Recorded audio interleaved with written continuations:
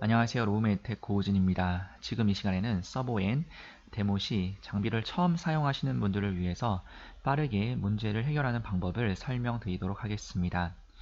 Y센서 Disabled Flow Unreliable이라는 알람이 있는데요. 플로우 센서가 응축수로 인하여 측정 값의 신뢰도를 잃은 경우에 알람이 발생합니다. 응축수는 물이 차는 것을 의미합니다. 페이션 서킷 테스트를 올바르게 수행하였는지를 확인해 주셔야 되겠고요. 플로우 센서를 45도 이상, 가능하면 수직에 가깝게 유지하여 응축수를 방지해 주시면 되겠습니다. Y센서 Disabled Pressure Unreliable이라는 알람도 있는데요. 프레셔 라인을 사용하지 않는 경우에 발생하는데 이때 Y센서 모듈을 제거해 주시면 되겠습니다. Y센서 모듈 제거 방법은 이쪽 노란색을 엄지손가락으로 밀면서 빨간색을 당겨주시면 되는데요. 이 부분이 업데이트가 되면은 모듈을 제거하지 않아도 알람이 뜨지 않게 될 예정입니다. 곧 업데이트 예정이고요. 프레셔 라인에 응축수가 생긴 경우에 응축수를 제거해 주시면 되겠습니다. Y센서 에러라는 알람이 있는데요. Y센서에 장애가 발생한 경우에 알람이 발생하며 플로우 센서를 분리 후에 재연결해 주시면 되겠으며 재연결 후에는 플로우 센서 칼리브레이션을 수행해 주셔야 합니다. 플로우 센서를 교체해 주시거나 플로우 센서 케이블을 교체해 주시는 순서대로 하나씩 이 알람을 제거해 나가시면 되겠습니다. 리키지 투 하이라는 알람이 있는데요. 리키지가 이제 60% 이상이 되는 경우에 모니터링 항목에 별표가 표시되며 신뢰도의 감소가 있다는 것을 의미합니다. 물론 리키지가 발생해도 리키지 컴pen세이션 기능으로 보상이 됩니다만 리키지가 발생하지 않도록 패션 서킷 등을 점검해서 최대한 리키지를 줄여주시는 게 중요하겠고요. 알람 리밋 메뉴에서 리키지 알람 소리를 끄는 방법도 있겠습니다.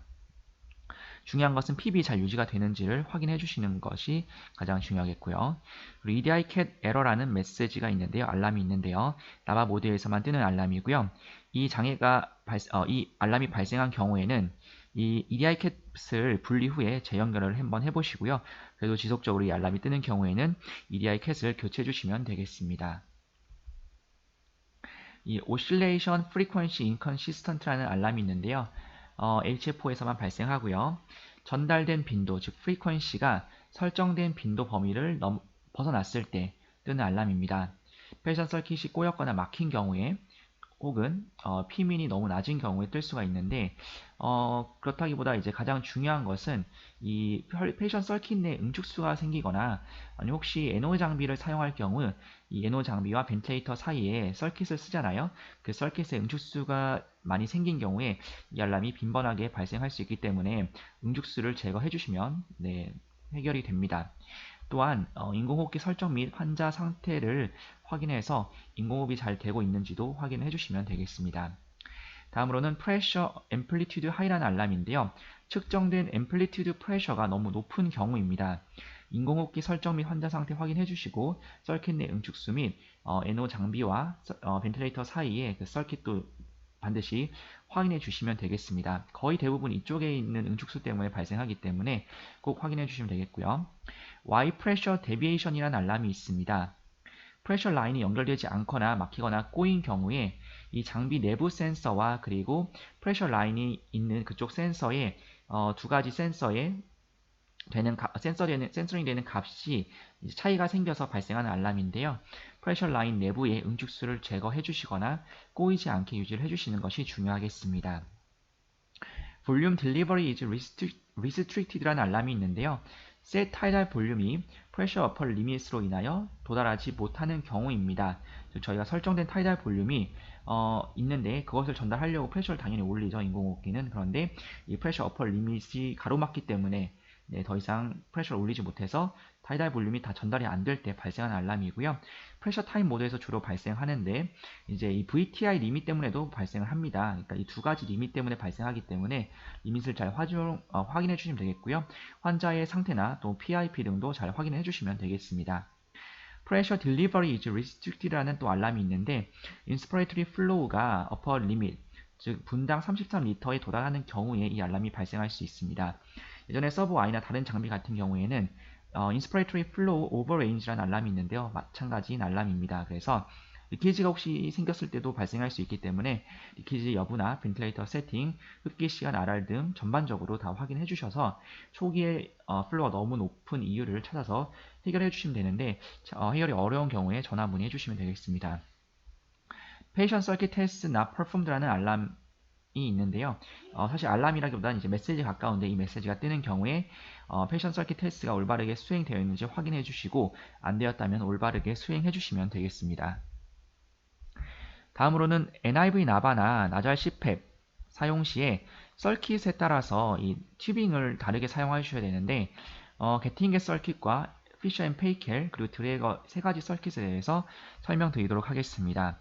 먼저 저희가 제공해드리는 게팅겟 서브엔 전용 서킷을 사용할 경우에 메린사의 미니플로우라는 산도 투여용 카테타 이 부분이죠. 사용할 경우에 이렇게 생긴 리유저블 커넥터가 필요합니다. 저희가 제공해드리고 있고요.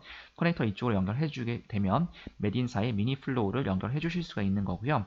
스테판사의 이지플로우를 사용하실 때는 마찬가지로 이 리유저블 커넥터를 사용해 주시면 이렇게 연결이 가능합니다. 다음으로는 피셔 앤 페이켈사의 서킷을 사용하는 경우에 메딘사의 미니플로우를 사용하는 경우에 커넥터가 필요한데요. 디스포저블 커넥터가 필요하고요. 이 커넥터는 서킷 내에 동봉되어 있는 커넥터를 사용해 주시면 되겠습니다. 이번에는 스테판사의 이지플로우 산소 투여용 카테터를 사용할 경우에는 이렇게 생긴 거는 이름이 플렉시케어 디스포저블 커넥터인데 저희가 제공해드리고 있습니다. 이 커넥터가 하나 더 필요하기 때문에 커넥터와 커넥터를 연결해 주시고 서킷과 이 이지플로우라는 산소 투여용 카테터를 연결해 주셔서 사용이 가능하다라는 거고요.